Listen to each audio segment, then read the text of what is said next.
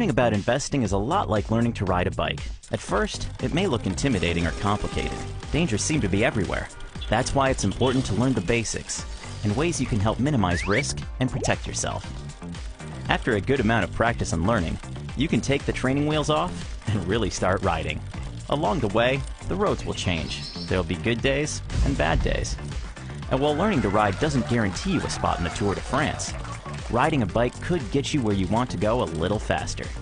Let's start with the basics and look at one of the most common investments: stocks.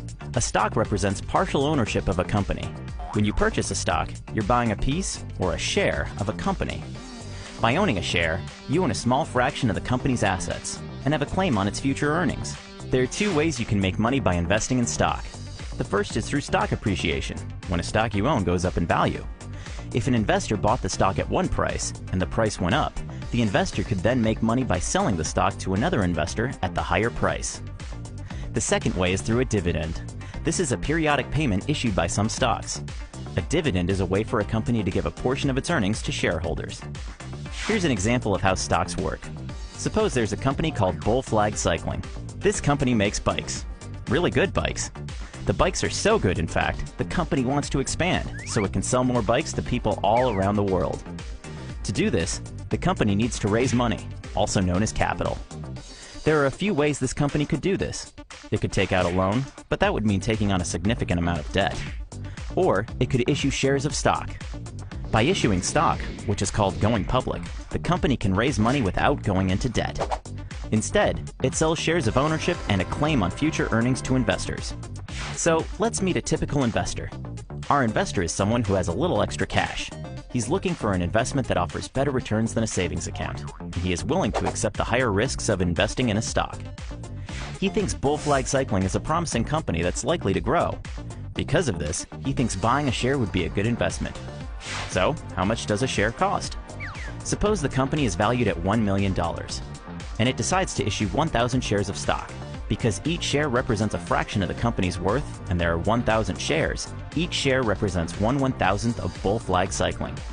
Because the company is valued at $1 million, each share would initially be valued at $1,000. Our investor purchases a single share through his online stockbroker for $1,000. Now let's see what could happen to his investment. If the company does well and profits increase, the value of the company is likely to go up. As a result, the stock price may increase as well. Assuming the price of the stock goes up, our investor could now turn a profit by selling his shares to another investor in the stock market. However, if the company's ventures don't go as planned, its value could decrease, and so could the price of the stock.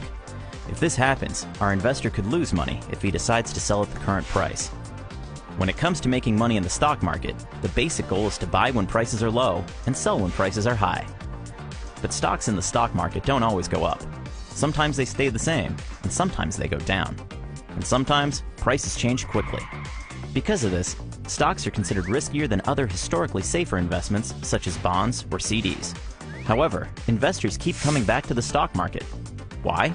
Because with the increased risk comes the potential for greater returns. Savvy investors take precautions to minimize risk, like creating an investing plan, adding diversity to their portfolios by investing in a variety of companies, putting money in other investments besides stocks, and learning trading strategies for up, down, and sideways markets.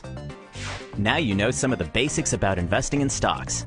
If you're interested in learning more about stocks or other investments, we're here to help.